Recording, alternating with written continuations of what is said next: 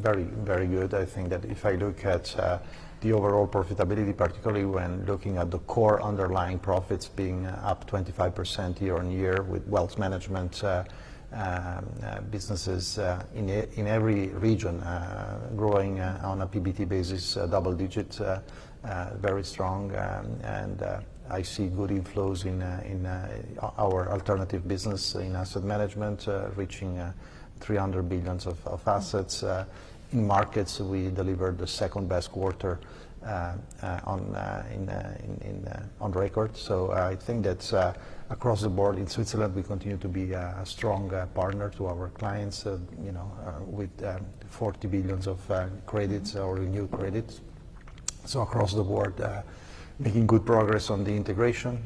Big milestones was achieved. 400,000 clients were migrated in Switzerland in a smooth way.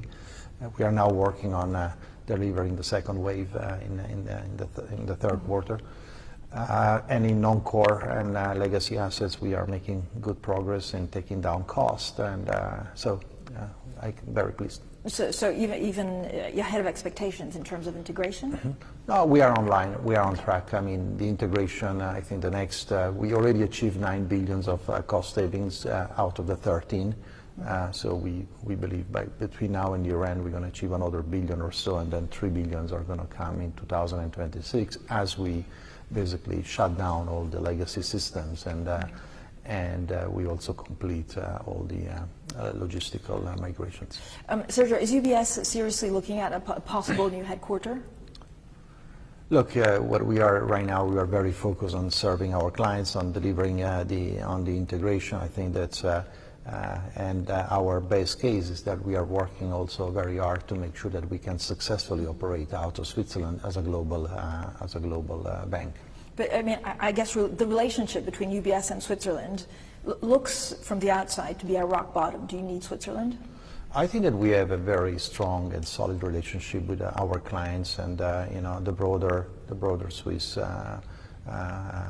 business community and client space. We serve more than 2.5 million clients, probably even higher, 200,000 SMEs. So we have a very solid and embedded relationship with the communities where we live and work in Switzerland. So I think that's I wouldn't really extrapolate some kind of issues to the broader Switzerland. The vast majority of the people recognize our value, and we recognize the value Switzerland brings to us. What do you think the probability of a change in headquarters is today, and have you spoken to any regulators about it? I don't, we're not going to speculate on this matter. As I said, we are very focused on making sure that our case, any decisions that are taken based on facts and based on real numbers, not based on theory of fears. And so that the decision-making bodies that are asked to take this very important decision do it with all information and in an appropriate manner. I mean, what could you do to, I guess, alleviate some of the capital requirements? Well, it depends what it's going to be at the end of the day. I think that, of course, we are now focused more on making sure that through like-for-like comparison of the proposed regimes is done, and hopefully somebody's also going to really look at a proper cost-benefit analysis before taking decisions. But is everything on the table? I mean, could you sell off the U.S. investment bank? Is there anything that you could get rid of to lower that capital requirement? Look, our view on that matter is crystal clear. Shrinking is not an option. UBS and Switzerland benefits from our diversification. You look at this quarter, Switzerland is performing well despite a very challenging environment around interest rates and the economic situation. But we have offsetting businesses that allow us to benefit from this diversification. Having a global diversified business is a strength for us and for Switzerland, and shrinking is definitely not an option. Given what you know now, is buying Credit Suisse still the deal of a century? Well, if you look at the weekend, it was definitely a pretty good deal for Switzerland. Was able to resolve a major issues within few days, stabilizing the system. Also thanks to the fact that UBS was there and was strong enough to be a credible counterparty and vis-à-vis not only clients but also to the regulatory community worldwide.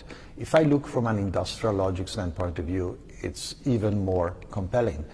If you look at what's going on in the competitive landscape, the combination of the two banks makes a very strong case for a bank that is able to reach globally out to in our core activities.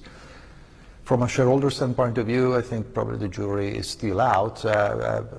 Still notwithstanding that you look at how we deliver on our profitabilities, it's quite clear that there is a compelling story. But the capital uncertainty is quite costly to our shareholders. What does that mean for dividends going forward or share buybacks?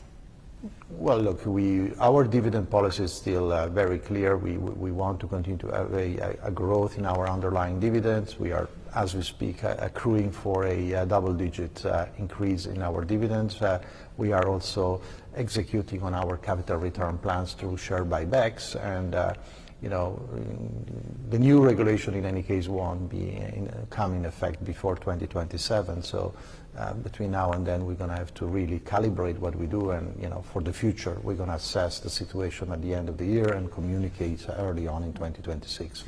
Sergio, what about Basel III? I mean, again, there seems to be a movement to go ahead with Basel that could coincide with the U.S. actually rolling back a lot of the regulation. Well, as far as we are concerned, Switzerland has introduced Basel III effective January 1st this year, so we are fully implementing Basel III, and I think that we believe that at the end of the day, also in the U.S., a kind of form of Basel III will be implemented, so probably it's fair to say that some kind of adjustments to regulation are needed, because not everything that has been done post the financial crisis was correct. Actually, a lot of things were correct, but the problem was that it took too long time to recognize some shortcomings of the new regulations. Most likely this is now going to be addressed, hopefully so in the US, and this will allow us to bend all the systems with a degree of certainty to manage the future with more clarity.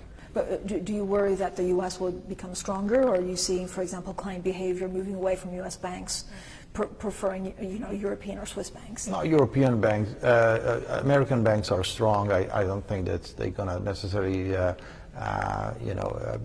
change that kind of situation. Of course, having a predictable and strong capital regime is a competitive advantage.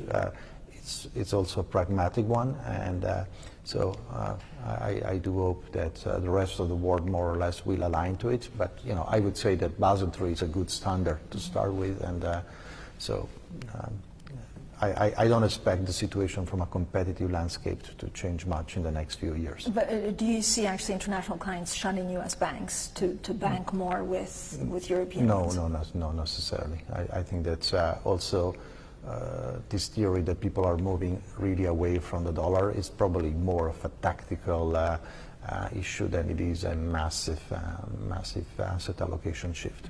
When you look at the market views, of course it's a big week for trade. I think we also have GDP a little bit later in the U.S., but how do you see it going forward? Well, the good news is that now we have probably a higher degree of predictability on what the outcome of this tariff discussion will be. If we land at around 15% on average is a base case scenario, which in any case is something that needs to be digested. This is 6 times higher than what we had at the beginning of the year.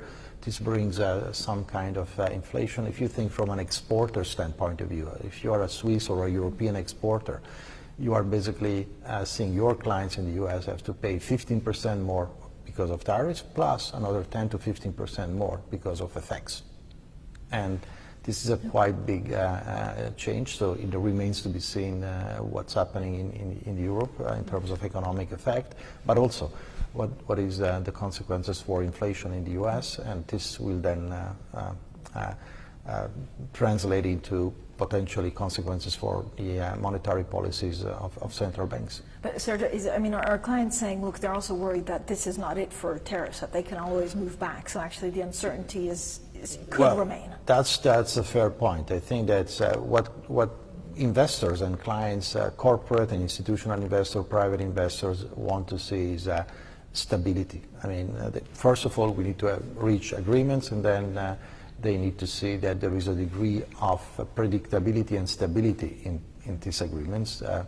There is a degree of news fatigue in the market, so people want to be able to act with certainty. When you look at the Swiss franc, has it brought more inflows into some of your units? No, I think this is really, it's fair to say that at the end of the day, a lot of buying of Swiss francs is done by Swiss institutions and rather than foreign investors. What can you tell us about the case of the 6, I think, UBS employees that were selling FX packages that were complicated to people that didn't understand the risk? Well, this is a matter that is affecting less than 200 clients in a very specific locations, and we are talking a handful of client advisor. So basically, we had more than 3,000 clients using these products within a very defined asset allocation and risk appetite framework. So when we identified that this was an issue, we addressed it, and we took the appropriate actions to compensate the clients that were affected, and this has been addressed in our Q2 results, and as you could see, it was not really a meaningful number in the big scheme of our results. So I think that the situation is not indicating to me any issues around governance or suitability controls, but rather, the unfortunate outcome of people not using it in the right way. Sergio, I know you've in the past told me that with the integration you were flying the plane, building the plane. Right now, how much time do you spend thinking about these capital requirements and how UBS could change because of that, compared to actually, building the business? Too much, compared to the fact that we are going through the biggest integration in the financial services industry, in the banking industry, and that we are facing a lot of challenges. I think one would think that I have to spend much more time on that, and also planning the future, because it's very important for us. So somehow I have to, with the rest of the team, that supports me greatly. We have to, basically manage all these 4 challenges. So we need to think about the future, manage today, manage the integration, and also try to address and think about how to make sure that, whatever decision is taken here in Switzerland is taken with good information and facts. But do you think that's lacking at the moment, that policymakers are doing it without thinking too deeply, or that they don't understand what you need? Looks that way to me.